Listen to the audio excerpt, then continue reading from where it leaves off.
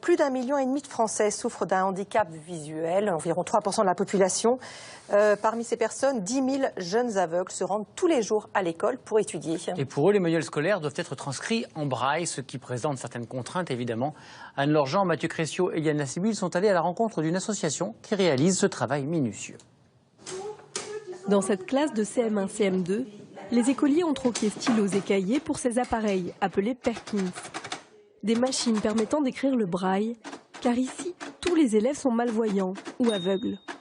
Ça peut être une phrase interrogative, mais là, ça n'aurait plus du tout le même sens. Pour apprendre, ils ont besoin de manuels scolaires, comme tous les enfants. Mais les leurs présentent quelques particularités. Un petit manuel comme ça, alors nous on appelle l'écriture ordinaire, on appelle ça le noir, par opposition au braille. Donc un petit manuel comme ça fait plus de 20 volumes comme ça en braille. Pourquoi c'est si volumineux? Parce que chaque lettre est représentée donc par une combinaison de 1 à 6 points. Le braille, c'est l'équivalent à peu près d'une police 24 en noir. Là, il y a un tout petit point pour l'espace. Après, il y a encore un tout petit point. Oui, Savoir utiliser le manuel est essentiel pour ces élèves qui intégreront peut-être une 6e ordinaire. Une classe de voyants où ils le savent, personne ne pourra les aider à lire le braille.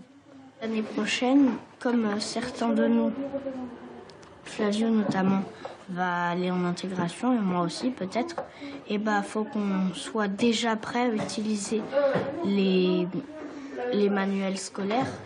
Essentiellement composés de textes, les manuels de français sont assez simples à adapter. Mais en histoire-géographie, par exemple, les cartes compliquent un peu la donne. Le but en braille, c'est de ne pas trop alourdir les cartes, puisque s'il y a trop d'informations, les enfants ne pourront pas se repérer et capter les informations, parce qu'au toucher, on peut capter beaucoup moins d'informations qu'à la vue. Ici, il y a la Bretagne. Après, Clovis, qui l'a agrandi, là, les points, c'est un peu du quadrillé.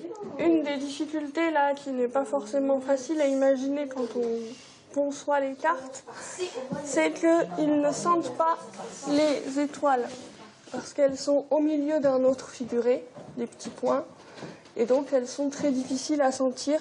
Pour adapter les différents outils pédagogiques, les établissements spécialisés détiennent souvent leur propre service de transcription.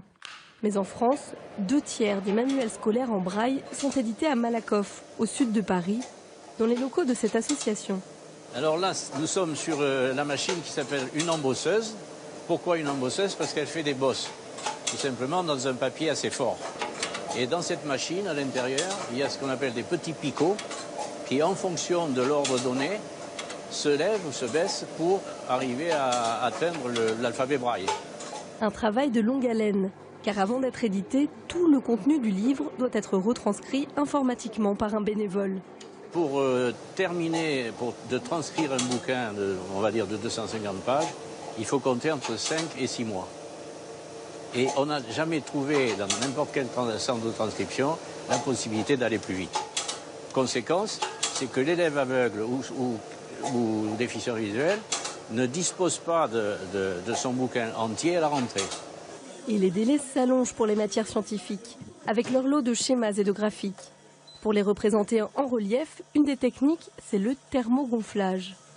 Alors ça va gonfler l'encre et le sujet ressort en relief. Mais depuis 1 an et demi, au livre de l'aveugle, les commandes se font de plus en plus rares. Le braille est concurrencé par le numérique, il est concurrencé par la synthèse vocale.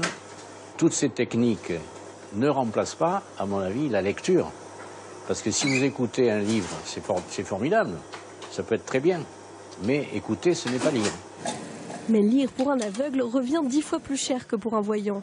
En effet, un manuel scolaire ordinaire, acheté 25 € en librairie, a un prix de revient de 250 € une fois transcrit et adapté en braille. Voilà, sachez que cette association, le livre de l'aveugle, a besoin d'aide pour continuer à éditer des manuels scolaires en braille. Si vous voulez joindre cette association, vous pouvez le faire au 01 47 35 79 76 et on vous met de toute façon toutes ces coordonnées sur le site allodocteur.fr.